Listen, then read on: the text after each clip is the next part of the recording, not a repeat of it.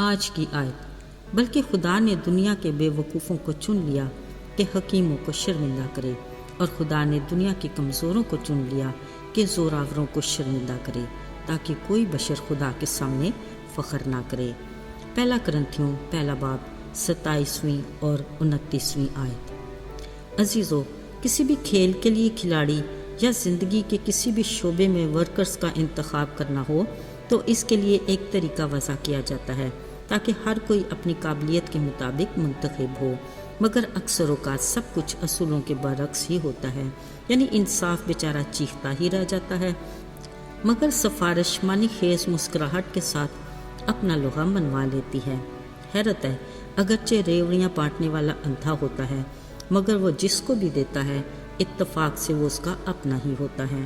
یوں حقدار محروم ہی رہ جاتا ہے، جو سراسر ناانصافی ہے۔ اصل میں یہ وہ برائیاں ہیں جو زندگی کے ہر شعبے میں اپنی اجارہ داری قائم کیے بیٹھی ہیں اور معاشرے میں انتشار کا باعث ہیں اور نظام تباہی کی وجہ بھی۔ شاید یہ بات چھوٹی سی لگے، مگر اس کے اثرات بہت بڑے ہیں، جو نسل انسانی میں اس پوری طرح صلاحیت کر چکے ہیں کہ کبھی بہتری اور اچھائی کا خیال بس ایک خواب ہی لگتا ہے۔ عزیزو، ایسے حالات کا تذکرہ خوشکن تو نہیں، مگر حقیقت یہی ہے جس کے ہم سب عینی شاہد ہیں۔ پر آفرین ہے ان پر جو انسانیت کا بھرم رکھتے قواعد اور ضوابط پر کاربند رہتے ہیں، بھلے وہ آٹے میں نمک کے برابر ہوں۔ خیر، حالات کیسے بھی کیوں نہ ہوں، ہمیشہ اچھے کی امید رکھنی چاہیے، جو مثبت سوچ کی عکاس ہے۔ عزیزو، خداوند کا کلام ہمارے لیے ایک مکمل ضابطۂ حیات ہے جس سے ہمیں زندگی کے ہر شعبے کے لیے رہنمائی ملتی ہے۔ الہی ذات کی حکمت میں ہمارے ہر سوال کا جواب موجود ہے اور ہر مسئلے کا حل واضح ہے۔ کسی بھی بات کے لیے اس کے انتخاب کا معیار بلا شبہ انسانی معیار سے منفرد اور لاجواب ہے، جو ہمارے لیے مثالی اور بہترین عملی نمونہ ہے۔ اس کی پلاننگ میں وہ لوگ شامل ہوئے جن کے بارے میں کسی کو گمان بھی نہ ہوتا، اور اس کا انتخاب وہ ہوتے کہ منتخب ہونے والا خود حیران رہ جاتا۔ شمعون پطرس یسوع کا ایسا شاگرد تھا جس کی شخصیت میں استحکام نہیں تھا، یوں سمجھ لے پل میں تولا پل میں ماشا، لیکن یسوع نے اس سے کہا، تو میری بھیڑوں کی گلہبانی کرنا۔ سو کلام مقدس کے مطابق وہ پطرس ہی تھا جس نے ابتدائی کلیسیا کی بنیاد رکھی اور اسے منظم کیا۔ عزیزو، سیموئیل نبی کی حیات میں کوئی بنی اسرائیل کا بادشاہ نہیں تھا، کیونکہ وہی خدا کی ہدایت پر قوم کی عدالت کرتا تھا، مگر جب وہ بوڑھا ہو گیا تو بنی اسرائیل نے اپنے لیے دوسری قوموں کی طرح ایک بادشاہ کا مطالبہ کیا جو ان کی عدالت کرے، ان کے آگے چلے اور ان کی طرف سے لڑائی بھی لڑے، اگرچہ اب تک خدا ہی ان کا بادشاہ تھا جو ان کے لیے سب کام کرتا تھا۔ سیموئیل نبی کو قوم کے بزرگوں کا یہ مطالبہ پسند نہ آیا، مگر خدا نے اس سے کہا، انہوں نے میری حقارت کی ہے نا، میں آگے کو ان کا بادشاہ نہ رہوں گا، سو تو ساؤل کو ان کے لیے بادشاہ مقرر کر۔ جب ساؤل کو اس بات کا پتہ چلا، اس نے کہا، میرا گھرانہ بنیامین کے قبیلے کے گھرانوں میں سب سے چھوٹا ہے، یہ کیسے ہو سکتا ہے؟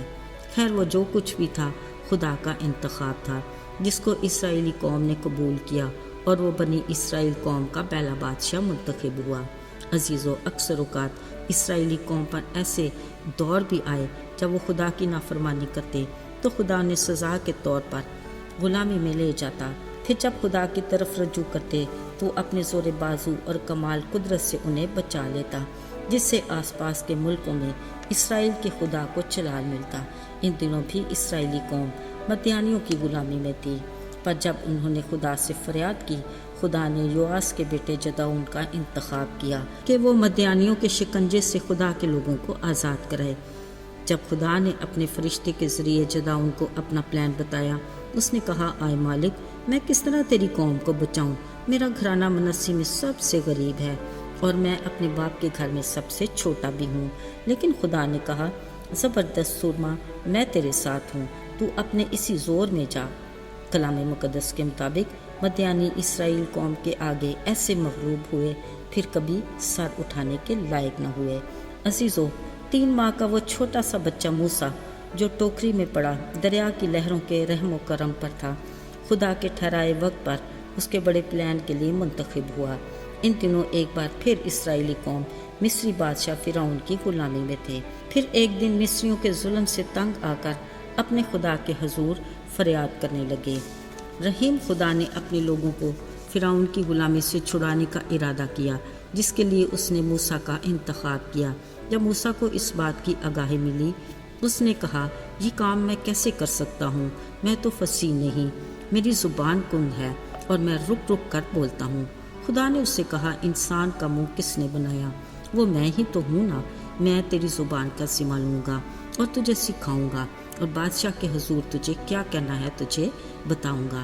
عزیزو، بالآخر یہی موسیٰ خدا کے پلان کے مطابق کئی بار مصر کے بادشاہ فرعون کے دربار میں جاتا رہا، اور پھر خدا کے ٹھہرائے وقت پر اسرائیلی قوم کو خداوند کے زور بازو اور اس کی قدرت کے سبب چھڑا لایا، جس کا کردار آج تک تاریخ میں ناقابل فراموش ہے۔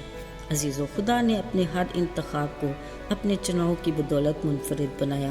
اس کو صلاح کاری کی ضرورت نہیں، اس کا اپنا ایک معیار ہے، اور ہر حال میں اس کا چنیدہ شخص کامیاب رہا، کیونکہ خدا خود اس کے ساتھ تھا۔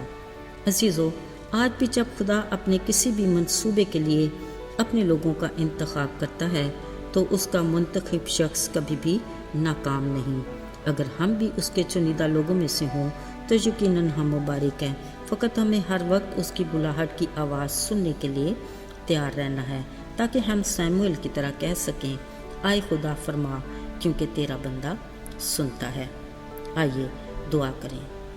آئے خدا، ہم ہر روز تیرے رحم اور فضل کے منتظر ہیں۔ ہم اپنی ذات میں خاک اور راکھ ہیں، ہمیں ہر پل تیری ضرورت ہے۔ تو ہمیں اپنے پروں کے سائے میں محفوظ رکھ، یسوع کے پاک اور مبارک نام میں، آمین۔